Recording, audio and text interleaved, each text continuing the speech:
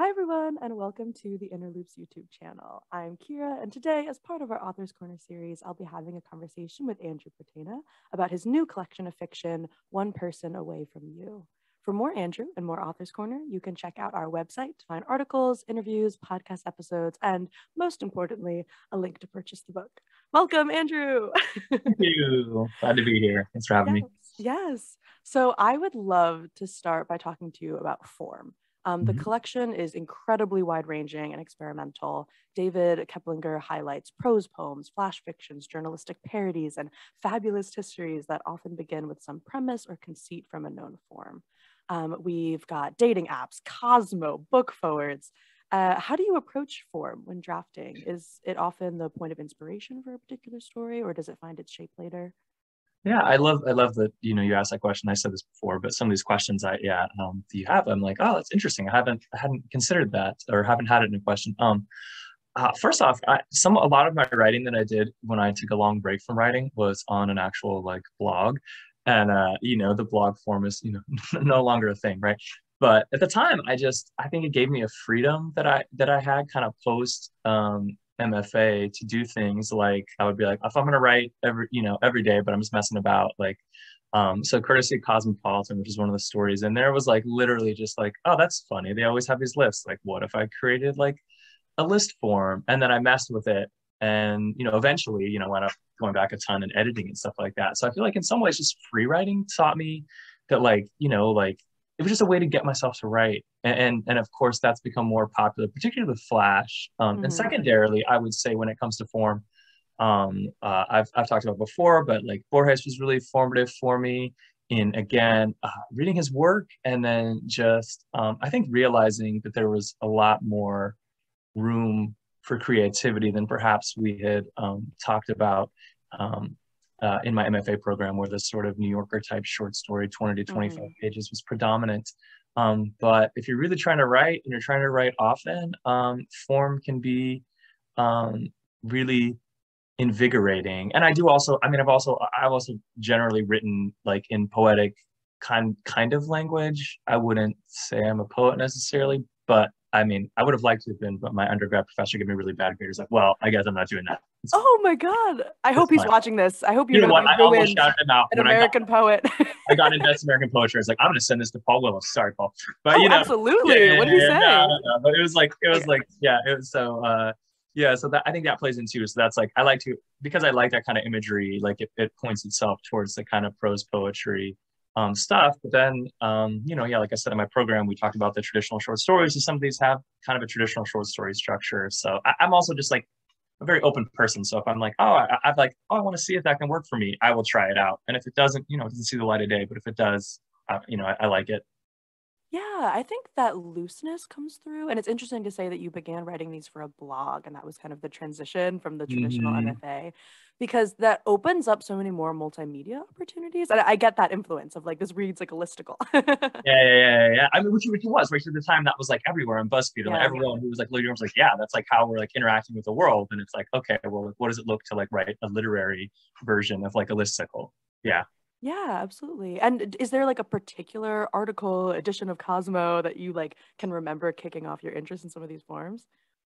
So I think it literally was that it was going to a news heading thing, and it was literally, I think that day was 20 courtesy of Cosmopolitan 24 sex tips, and that was what kicked it off. And so I would just look at their headlines, and then I would see if I could generate a literary story out of the obscene headlines. So I think that's the only one I wound up converted actually into a short story, but I probably had 10 or 15 of these where I would take an absurd headline and then just try to create some kind of narrative structure out of it, which is fun. Yeah, that is fun. Absolutely. Yeah. So it's interesting to hear too that these were writing exercises for you that then turned into these beautiful pieces of the collection, especially because I know you talked about in your We Rob article. I always say We Rob. I don't know if they go by We Rob. I'm going to say We Rob. You wrote about in your We Rob article that Flash was a way for you to come out of a rut in writing. And was this a part of that? Yeah, it's funny because I should stop perjuring myself, because I was actually writing this blog at the time, but I didn't think of it as real writing, right? I just thought of it as a thing I was doing to pass the time. And then so later I did actually have material that I could pull from when I switched back to what I would consider real writing, but I wasn't I wasn't trying to publish it. I was just kind of, writing these short things. But those short things are when I went to Flash, I was like, okay, but imagine I have only a small amount of time. I did have these small little drafts that I could just like pull and then look at and be like, could this be something else? So Flash was the kind of, the kind of way out. But I guess I mean, like I said, I mean, it's not true that I had totally stopped writing, but I just didn't consider it writing. I mean, it was like, humor and fun and all these different things. I wasn't trying to do it for an audience, but it wasn't like I had completely stopped. I don't know. I don't know if people make, I feel like there's genre breakdowns now. I mean, I'm also curious, like, quick question for you. Like, I mean, do you feel like there's as much attention to like in your experience in the program you were in to like traditional structures, or is there more kind of freedom, in the MFA process for you? Yeah, so I think traditional structure, it's interesting. I feel like people almost work backwards from the workshop model Yeah. because Iowa and so at UMD, we didn't use Iowa, we used the critical response process. But workshop does not function unless you have like a traditional New Yorker-esque story, right? Like Yeah. you need a beginning, middle, and end. You need it to like have Mhm. enough for someone to talk about for an hour. Like it's interesting to me that I almost feel like it works backwards from the way that people need to Yeah. give you feedback. And that's something that I talk with students about too, where they're like, can I submit a novel chapter? And I'm like, well, you could, but like people need to ask you questions about it. And if all the answers are like, it happens later in the novel, then that doesn't work. And they're like, well, can I submit Yeah. Flash? And I'm like, well, you could. But like, is that the best use of your time? Is that the like easiest thing for people to give feedback on? It's just, I think it's interesting the way that it reflects. So I have experimented with form in a lot of ways. Like Mhm. I've been inspired by similar things. I think like the BuzzFeed generation of kids that grew up on listicles. I'm very Yeah. inspired by Yeah. that form. I loved Yeah. reading it in your work.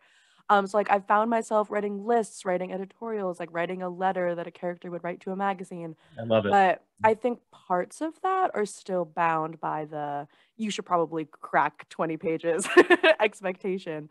Yeah. Which is why it's so interesting to read your book and have the texture between these flash pieces and really long, like more traditional pieces.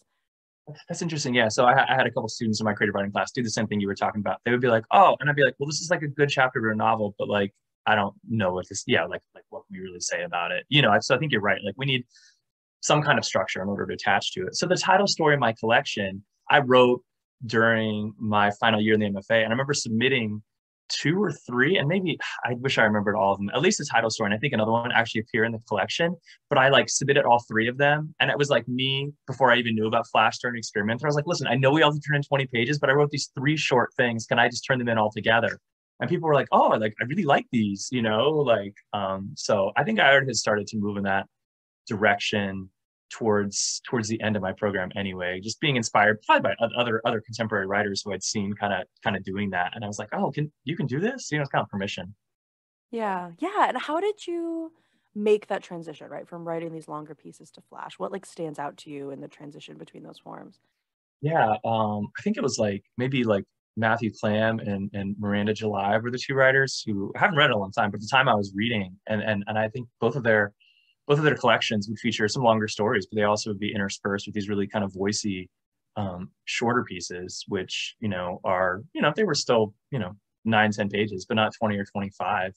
And I just was like, okay, so yeah, so you can have a story that's mainly driven by interiority and voice, and maybe for me that's like an easier skill than the traditional short story structure is. So in a way, like all people are like lazy. I'm like, oh, like this is almost, this is like easier for me. Like I can sit down and generate more writing when I really have to get the gears turning on a short story.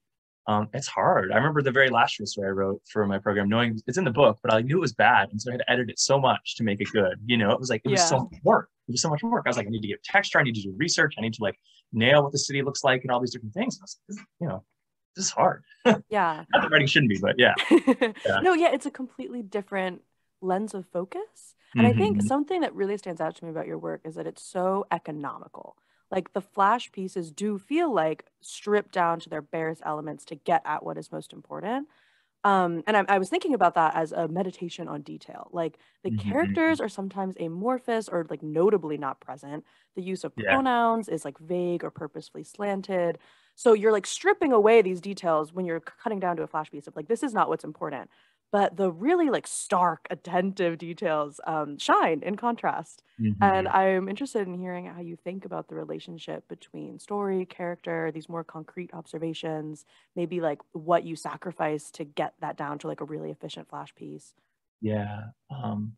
So, I mean, let me tackle in two directions, and I'll try to put the Yeah, sorry, flash. that is a humongous question. No, no, no, no, no. I like it. I'm thinking about the flash piece of it, but initially, what I'll say is that, like, yeah, I mean, I think you hit on something that not a lot of people hit on, which is like, yeah, there's a quality to the characters where I think that like my experience of the world, as we all are, is like inflected by the sense that like things are a little absurd and a little bit hard to figure out, and so like my characters often like embody that to a further extent than I do in my actual life, but like that is an extension of like a worldview of like it's really hard to put all these things together and make sense of it when you step back to abstraction and you get out of your day-to-day life. And so I think my characters are often like that's like their struggle, right? Is that they're like once they step away from workaday world, a relationship, an absurd office job, right? Like it gets really hard to be like, well, what am I up to here? And I meditate and now and I'm Buddhism, and so I have my own questions about like how solid a sense of self actually is, and I feel like that started to come out in my writing even before I kind of went on this other path, which is like I actually think it's pretty malleable. It has always been pretty malleable for me, and the more oftentimes when I get to know people, I mean, we surprise ourselves, and so I think to some extent that's what's coming out with the characters is how difficult it is to know other people and how difficult it is to know oneself. So there's an inconsistency or something amorphous, like you described, about the characters. I think intentionally coming out of that worldview. But then, like, you need concrete details, and the world is itself concrete. And again, I'll say what's interesting to me about that in retrospect, now that I'm, into a more kind of meditative state and stuff, is these concrete details and the beauty of the world uh, should be shining through, in my stories, as I think it actually does in our lives. And those are the things that, like, we're a part of. Whether we know it or not, when they're not abstract, we are a part of that world, at least in my mind.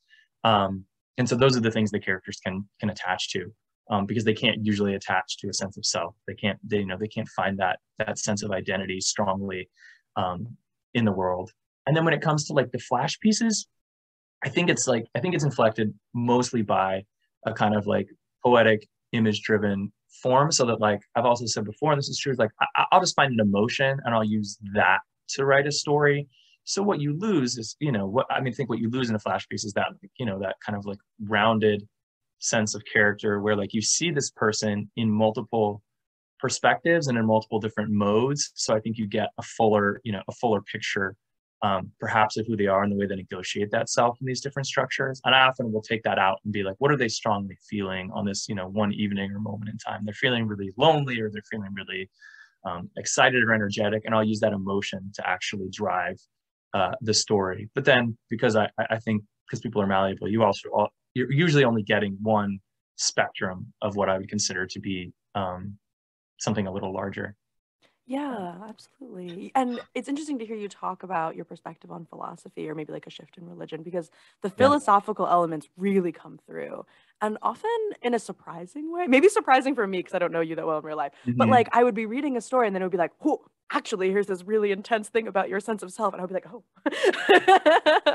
And I'd be curious to hear more about how you think about philosophy, how that manifests in your work, how you think about it, as I feel like it's often kind of the turning point of your stories that these characters like Hmm. come to this sudden realization about the universe that like really hits the audience as well. Yeah, I do think so I'm an essay writer too, and I think that like sometimes I'm like, yeah, like I want that kind of musing. And I think like you said, like of course in those traditional Newper stories, right, there's like a hinge point, right? And that hinge point is usually driven by something that's like in the plot, and it can be internal realization, but something external makes them like have this internal reflection. So in some ways, I think I mimic that, but yeah, it's often just these people who have spent their time musing. They're at that you know hinge point in a way, and this philosophical kind of like abstraction is what leads them to either act, or in many cases in my stories, like not act. Which of course we know in traditional structure you're allowed to do that too, right? You have the moment when you choose not to change. Um, but I think that kind of like musing sense, and in my sense is I mean, to be purely philosophical, it's like sometimes these changes or these things that happen, it's almost like you only notice them in retrospect. So, it's after the fact when you're thinking back and revisiting something, when you're using the meta commentary of memory, that suddenly you realize that was actually the moment of change. So in the story, The Arrival of the Sea, it's this whole meditation about the sea arriving and the change in midlife. But the narrator's already gone through it, and it's now that he's like looking at it through the spectrum of like, oh, that was the thing. And I think that's different than what I was probably taught. And some of the stories do the traditional thing, but I often have a character who only in retrospect realizes that the big thing was happening, which has been my experience in adult life. So that's probably why my characters do that. Yeah, it's interesting to hear you put words to that feeling because you feel it, that sense of like retrospective clarity and like a deep sadness sometimes. I don't know. It's very Yeah. interesting, and it's cool to hear you talk more directly about it. I also, yeah, I want to talk about that story about the ocean because I feel like the collection is really wide ranging in time and scope. Like the woes of modern day dating and binge television, like BoJack Horseman is back to back with these Yeah. historic like epics in the wake of Alexander the Great. How did these pieces all find their way to the same collection? Randomness. I just Okay. know. I know it is just like the answer you're supposed to be like, well, I really thought that like this piece was like speaking to this other piece. And I can say like, yeah, the stories are all about loneliness. They're all about thinking in a way. They're all about, changes in life and philosophical stuff. But also, I mean, they're just what interested me, right? And like there's some collections that I'm like, this person has, a beat and they're hitting it and I love it. And like I'm totally happy with it. And I am like incredibly, in retrospect, stubborn person, and I can't continue to write about something that I'm not interested in. So if Yeah. I'm working in a form and I write 5 stories in it, usually that's enough for me. And I might come back to it a few years later, but I'm not just going to write the same story over and over again. And I think sometimes, that's a weakness because you could be like, well, how do these stories all fit together? And I'm like, they were written by the same person. I don't know, like Yeah, no, I like mean that's good enough for me. I think that all the time. yeah, that's like my narrative. But I know that it's driven honestly by this weird stubbornness about just like I'm just not gonna. I just if I've lost interest in that as a form, I can't gig myself to just be like, oh well, you need one more story that follows this like arc so you can have that as your whole collection. I'm just like, nah, because it'd be horrible because I don't care. I don't know. Yeah. Yeah, I, like writing to that box. Well, okay, yeah. so to pull back the curtain a little bit on the Yeah. publishing process, was that ever like a hindrance to you in pitching the manuscript? Is like, did any editor ever be like, hey, these are really different? Or were people like, I get it, I see your vision, let's go? Yeah. I mean, I sent it out a few places, and it's some standard rejections. Then it was like a finalist and then like a semi-finalist at a couple of presses, and then it won. And nobody ever said like, oh, these don't all fit together. But then I'm like, I'm like, oh, like that's neat that nobody said that because I don't feel like they necessarily do in the way that I'm used to with traditional collections. But also to the current thing, I'm also like contemporary publishing. I think people are experimenting, like genre lines are breaking down. Mm-hmm. There's more like flash pieces are appearing in like major writers' works. So I think there is more of an acceptance that like you're gonna read more, you know, genre and different stuff now in publishing than say what I was used to, 10, 15 years ago when I first started to think about writing. It was like, yeah, you have a collection, it has 12 stories, there's a thematic unity to them, and you move through them. And I do think that like, I mean, I could be wrong. So I'm not like totally in the industry, but like, I feel like there's more acceptance of like, working in different forms and trying different things now. Yeah, that's heartening because I think that external imaginary or hypothetical pressure is what puts a lot of people off of like, oh, like this collection isn't ready yet because they like aren't tied enough. I need to cut this story that doesn't make sense. I'm like, I think you should write about Alexander the Great and BoJack Horseman back to back. I'm gonna send you Yeah, a book in the mail. yeah, uh, I really do. I mean, I again, I mean, I can't speak to that much because the industry thing, but I would hope that like both of those things could live because I love books. Chris Power one. I love books that do the thematic unity thing, but I also love to like pick up a collection and be surprised by what's yeah, coming next. I don't know. Yeah, yeah, absolutely. No, that makes sense. That's yeah. Is that? I actually mean, yeah, yeah. I wonderful mean, to hear. yeah, yeah, So thinking about character, turning back to like the actual text of the yeah. book, you write a lot of, if I can be frank, like unhinged women. I love that. I love unhinged women, writing them being one.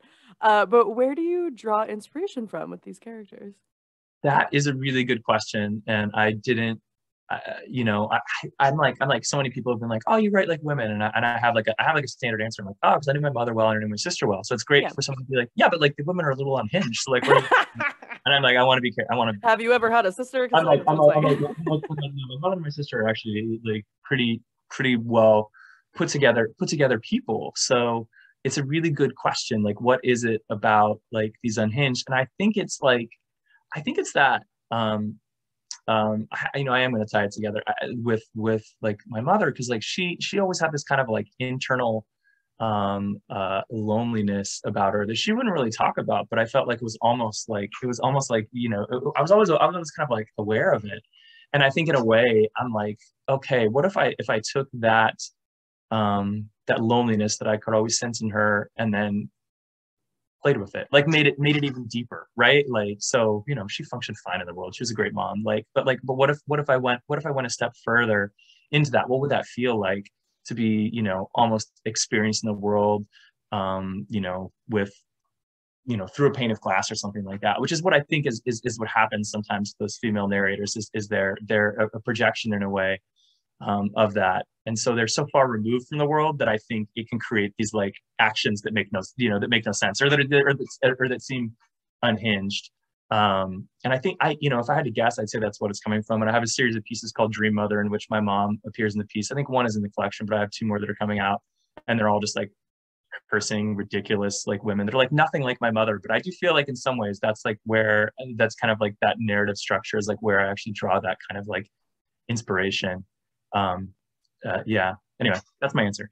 Yeah, no, that makes a lot of Yeah, sense. yeah, yeah, And since a lot of the pieces you write are kind of amorphous, like we've talked about, especially the yeah. flash pieces, do you feel yourself, even if not explicitly, returning to the same character, or do you feel that like every experience is very separate? Thematically, I think the same thing. I think I return to the same stuff. I mean, I remember Mm. talking to one of my professors, and he's like, well, every writer has like one book in them. Like, you know, I was like Hemingway. I'm like, The Sun Also Rises. He's like, yeah, that was his book, right? And like, debatable, but like, you can't mention Hemingway in these days. But like, anyway, it's like he was just like, there's one thing, and I was like, well, that's interesting. And then I like read back on my own work, and I'm like, well, maybe you get like two things, like, you know. So I like thematically, I think you know, that you do return to the same things and the same types of, you know, the same types of characters, but unintentionally. You know, it's like I don't start there. I start with like, oh, you know, like this is a story, and some of my stories, like you said, are conceit stories, right? The arrival of the sea, a character experience, or a character who's experiencing time in a cyclical way, whatever it is, and then like thematically the story ends, and I'm like, huh. So like that's the thing I'm interested in exploring, you know. But like the pathway to get there is interesting. But that's, you know, that's my sense. And I did have one friend read my collection. She's like, I feel like there's like a lonely woman and a lonely man, and like they should meet at the end of your book in the last story. I was like, well, I love that interpretation of my book. That wasn't what I was writing, but like, you know, obviously there's thematic resonances between those two. Yeah, yeah, Yeah. absolutely. I felt that as well. Not that they should meet, but I sensed in Yeah. some ways, or maybe it's just because as a reader, you like look for connections between these disparate pieces. You're like looking for answers that the story doesn't need to give you. So maybe it's like a Yeah. fault of the brain. But I did feel sometimes where I was returning to a character and being like, I feel like I know her from earlier, even if maybe she has a different face. Yeah. So like for publishing, you know, I mean, since we talked about publishing, I should change the name to make it the same person, because that's all it would take in some ways to be like, well, there's a thematic unity because obviously I'm writing with the same person, even if I'm just lying. You know, that's my publishing advice is like, if you have stories that are similar, just change the name so they're the same. People are like, oh, that's cool. You have a linked collection here. But I think like the absence of names is really striking. Like I was one of the questions I wanted to ask you too was about the use of the second person, Mm-hmm. because it gives the collection this really like haunting quality, which is like kind of a side effect or maybe purposeful purpose Yeah. Yeah. Yeah. forward effect of the second person. And then the namelessness feels important. Yeah, how do you think about using the second person? Again, so the second person, I recently had an essay where I talked about how like we all talked about how like you shouldn't use it. And we read a couple pieces in my family, like, ugh, like I'm not doing that thing. What do you mean? Like direct address is fine, but don't use the second person. And then I wrote like a couple pieces in the second person. It creates this kind of like immediacy. And then what you just asked about names is really interesting. I just was drafting a short story and I noticed I never named the main character. And then when I was drafting it today, I was like intentional. I was like, oh, this is a place where the student would like name this character. And like, I really don't want to name this person. And I don't have a great answer, but that's a really great observation that I don't think anyone has had yet, is like, yeah, this kind of like resistance. And I would link it back probably to um, this question of identity. and this question of who we are as a person, which to me, uncontroversially now, in some ways, like as a culture, we're talking about this, is like, yeah, it's really determined on where you grew up and who you surround yourself with, and your race and your gender and your economic status, right? It's like all these things, but of course you're defined by those things, and my characters are. But then I'm resistant to saying, I think, exactly who they are, because I think it could, under a different set of circumstances, it could shift or change. Um, and I think that's where some of the resistance. Yeah, I think I have resistance to naming. I have a resistance to this idea that like that character is defined, because I don't think it's determinate. And when I encounter people in real life that are, I'm like, that's so awesome, good for you. But like, I have no idea what you're up to. I don't know how you figured out your life. Yeah. For a second, I was like, when you come across people in real life that have names. Yeah. I know. Like, I don't want any names from anybody at all times. You don't need one of those. Yeah, for me, the experience feels really tied to that sense of concrete detail. Like, a person is made up of the things that they obsess over and the things that they do. And like, I didn't need their names. Like, I remember BoJack Horseman character. And how that's like a much more concrete way of defining the self, even if it's like a more chaotic way of defining Can you edit it so that I say that? Because I love that answer. I'll just your like mouth is moving up and down. I love it. Like, that person's things they obsess over, be like, yeah, that's really good. I love that answer. I love that answer. Yeah, I think that's it. Yeah. I mean, yeah, we're defined by these things that consume us. Whether that's a person, a passion for art or whatever. I mean, that's like, to me, and for me, those things have shifted over the years. So it even is like, that's the reason I'm not defining it totally, is like, for a while I'm obsessed with one thing, and then I might keep it forever, or I might lose interest. Yeah. That part of me is dissipated for a while. Yeah. No, I love that. That's cool. Okay. Yeah. And my second to last question is more just a plug for people to watch your reading, but something that really came through in your reading, which everyone should watch, because the first minute of it is on our Instagram, is the humor in these stories. It's so fun to hear that come to life as it hits the crowd, especially. Like, I think reading a collection and finding it funny on your own is one thing, but then like hearing a collection out loud in front of an audience is a totally different one. How do you think about the way that humor is functioning in your work? I think that's, I said this in the other interview, but like, I have a complex relationship with it, because I have one professor who's like, please stop making your stories funny. I think you have some deep emotional things that you're hiding behind humor. And then someone else who was like both thesis advisors, who was like, your stories are too sad, and then it's like, I'm like, okay, well, these are completely contradictory. I think I have a typical experience in terms of like, we could talk about masculinity, but there's a lot of like ribbing and a lot of joking around and stuff like that. So I think I grew up like always making jokes, and I got the most sarcastic person in high school.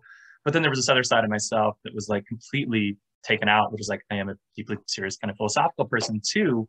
And so I think in some ways, like, I'm happiest when I manage to marry the two in a story, because that captures me in a whole way, where if it's wholly sad or it's all funny, I'm like, that's not really it. So I think like humor is just an expression of like how I function in the world. Like, in general, in person, I tell a lot more jokes than I do on Twitter or something like that. Like, it just, so I'd like for it to be a part of my writing. I don't want it, at the same time, I hear both of those voices. Like, I don't want it to detract. I don't want it to take away from the seriousness of what I'm doing. But yeah, it's just I'm a simpleton. It's the way I experience the world. I like humor, so like, so my characters like it too, Yeah, no, that makes a lot of sense. Okay, unfortunately, we're coming to time, so I'm going to ask you my final question.